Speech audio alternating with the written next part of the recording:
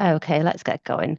So I think I can just about get away with saying Happy New Year because this is our first session of the box for 2025. So welcome everyone and thank you very much for joining us today.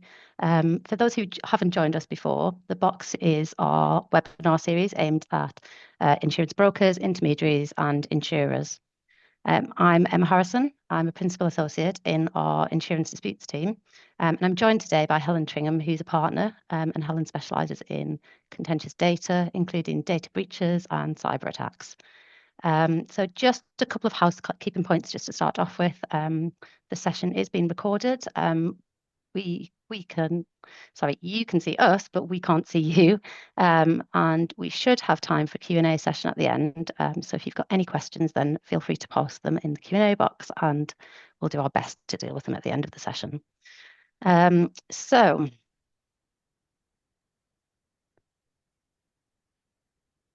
cyber attacks and data breaches have made significant headlines over the last few years, so the importance of data security is higher than ever.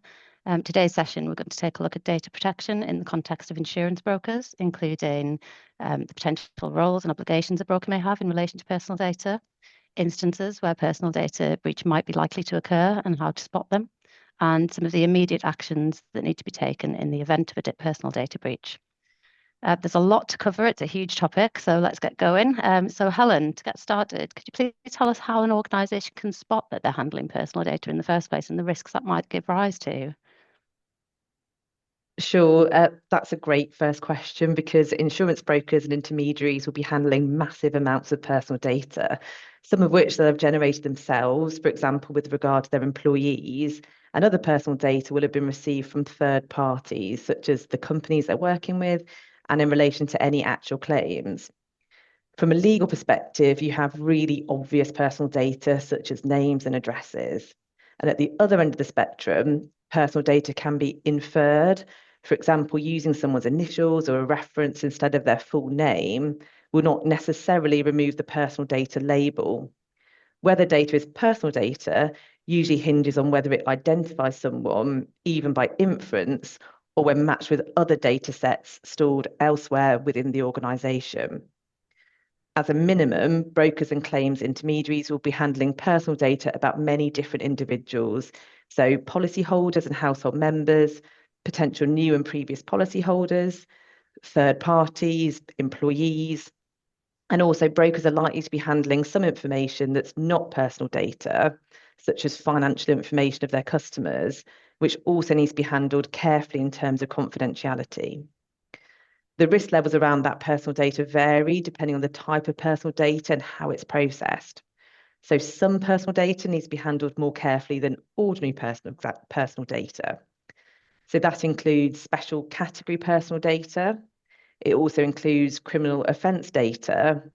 And it also includes data that an individual would consider private or sensitive or could pose a risk to them if it was placed in the wrong hands, such as passports and any bank account information. Personal data can get very complicated, and we're really only just scratching the surface today. The silver lining of how this relates to data breach management is there are very simple things that everyone within an organisation can do in their day-to-day work to significantly minimise the risks around data breaches, and I'm sure we'll come on to that. The not so silver lining is the commercial sensitivity and intricacy of how the insurance industry operates in terms of the contractual supply chains and data sharing networks. Serious data breaches can have a domino effect across the network and cause significant regulatory and litigation risk. Okay, great. That's really helpful. Thank you, Helen. So it sounds like the sorts of data that organisations are holding are likely to apply across the board generally, but I think broadly for insurance brokers, it's likely to fall into three categories. So data about their own organisation, so their own employees and so on, data about their own clients and their organisations, and then also potentially data about third parties arising in the context of claims that they're looking at and notifying on behalf of their clients. So insurance brokers are potentially holding a vast array of information, personal data on a daily basis. That's really, really interesting. So we often hear the terms data controller and data processor. Can you explain what they mean exactly and why it's important? Yeah, of course. So this is one of the most complex areas of data protection law and could very easily consume the rest of the session. But it's another great question to touch upon, because whether an organisation is a data controller or a data processor will have a big impact on the data breach response process. So legal definitions are in place which define an organisation as a data controller, a data processor, or sometimes a joint data controller. Now, a data controller decides how personal data is processed.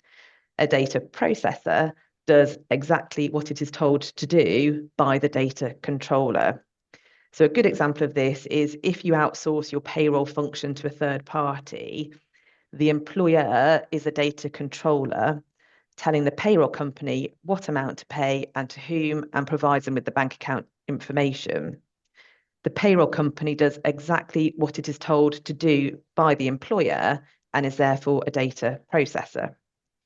Importantly, contractual provisions should be in place which state the data protection status of an organisation in relation to the various different personal data sets it holds.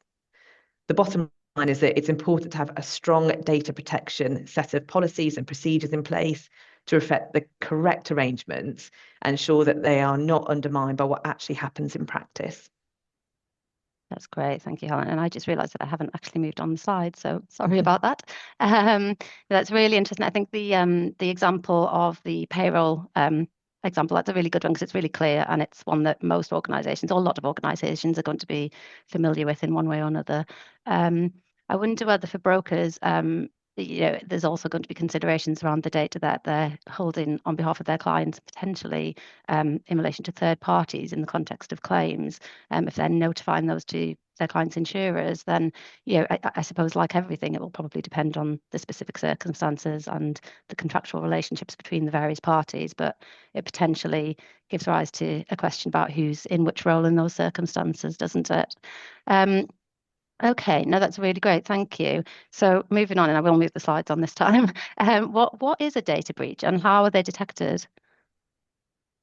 So I think it's always helpful to look at precisely what the UK GDPR says. So bear with me here because this is the exact definition.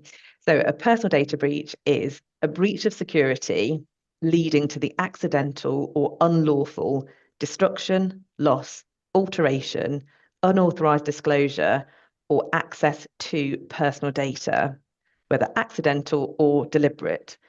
So the reference to accidental is why emails sent to the wrong person are covered, and the reference to deliberate covers the malicious cyber attack. A breach is also an incident that affects the confidentiality, integrity, or availability of personal data.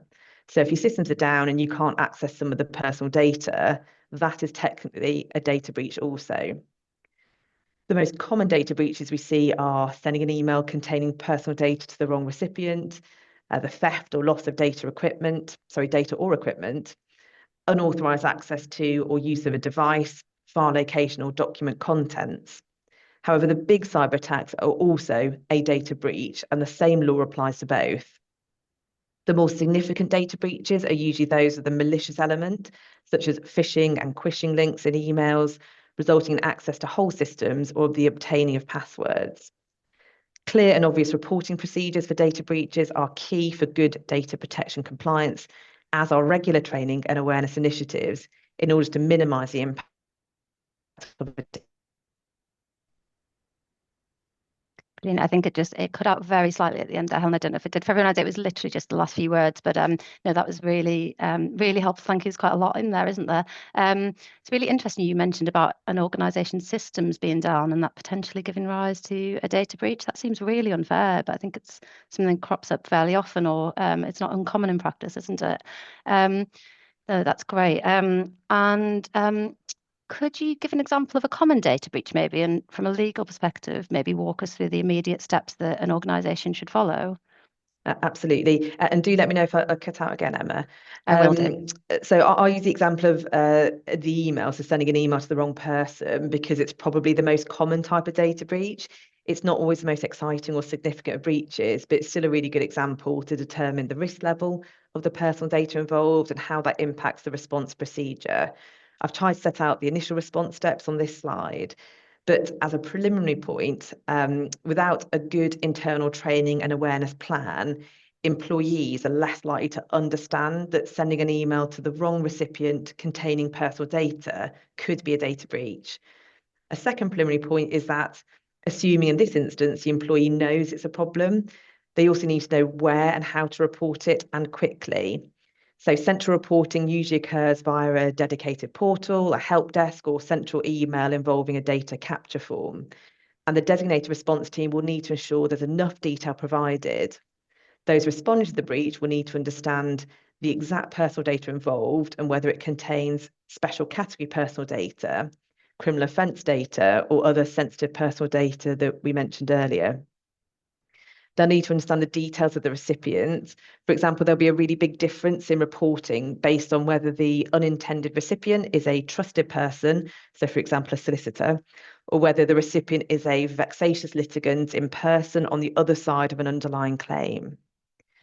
The likelihood and severity of risk must then be assessed and suitable mitigations put in place. And this is a system that organisations already need to have established even before a breach occurs. A recipient having been provided with very sensitive data, say a spreadsheet containing salary details, payroll and passports of all employees, is clearly of much more significance than an email containing only a few names and no other data.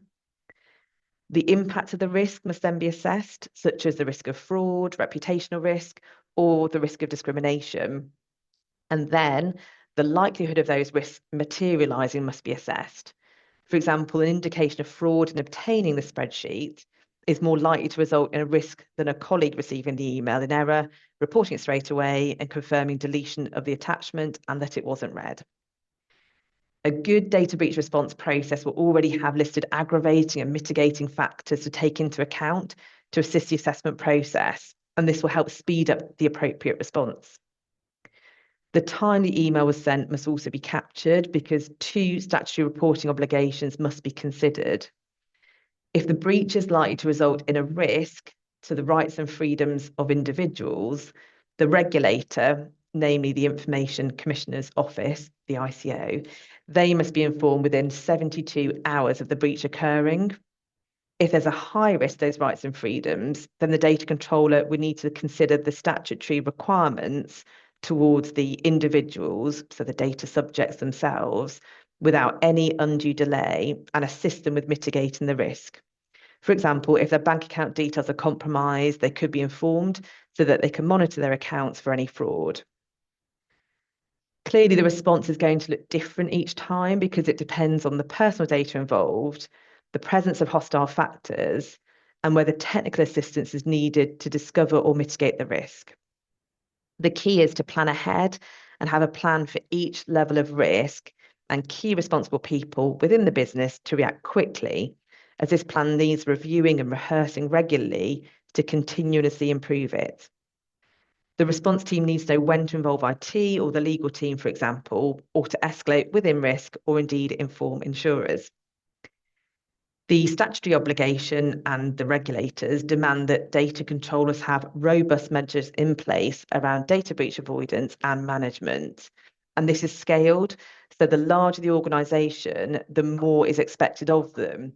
So they're expected to have relatively sophisticated technical breach detection measures in place. Really good records are needed as well to demonstrate good practice. These records can make the significant difference between receiving a financial penalty or not. Slightly different response and reporting obligations will be triggered depending on whether or not you're a data controller or a data processor. In summary, data controllers have to consider reporting to the regulator, the ICO, and the affected people, the data subjects, whereas data processors simply have to report to the data controller the fact that the breach has occurred for the data controller to then go ahead and consider further. It's worth mentioning that in the financial sector, both the FCA and the ICO have powers to investigate, intervene, and issue very significant penalties towards both data controllers and to data processors. Okay, yeah. So the example of sending an email to the wrong person is quite a good one, isn't it? Because I'm sure it's one where we've all come across it in one way or another. We've either sat there and double checked ourselves before pressing send, or press send and then thought, oh no, hang on, have I sent it to the right person? So it's a common one, but I mean, it's, it sounds like it can, even a simple mistake like that can lead to quite significant consequences, can't it, in some circumstances? But it sounds like there's plenty of things that organisations can do to, and quite simple things to, to minimise the risk and deal with these data breaches if and when they do occur. The last point you made as well about the FCA and the ICO both having powers to investigate and issue penalties is quite an interesting one as well, isn't it? Because I'm sure lots of us have read about the fine, the £11 million fine that Equifax faced a year or so ago, a couple of years ago from the FCA, when they'd already been fined 500,000 by the ICO several years earlier, hadn't they? So yeah, can potentially spiral quite quickly and can go quite wrong, can't it? But obviously real value in getting your house in order, isn't there? So finally, I think, can you give us some of your key takeaways on data breaches? Yeah, so the list is endless of the things organisations can do to minimise the risk of a data breach. The suitability of measures really depends on the organisation's resources, the personal data it processes, and the sophistication of their technical security. Those with a risk management role within their organisation must keep on top of what those avoidance measures need to be. They need to embed them within policies and procedures. They need to also embed them within their IT configurations, their employee contracts, and keep raising awareness so people know what a data breach is and know what to do when they spot one. I'll leave you some of the better known practical ways to avoid common data breaches involving human error. So the first is secure digital and hard copy documents containing personal data. So think about devices, files or papers you're authorised to take home or travel with. Use a secure password in line with policy that's not easy to guess or discover. And obviously do not write or share your password. Deploy multi-factor authentication. And when transferring personal data, make sure it's done securely and consider encryption or password protection for emails and their attachments where appropriate.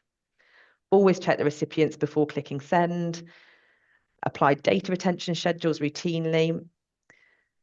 Only collect the personal data that you actually need. So this is all about minimizing exactly what you have on your systems, so that if a breach occurs, there's less data at stake.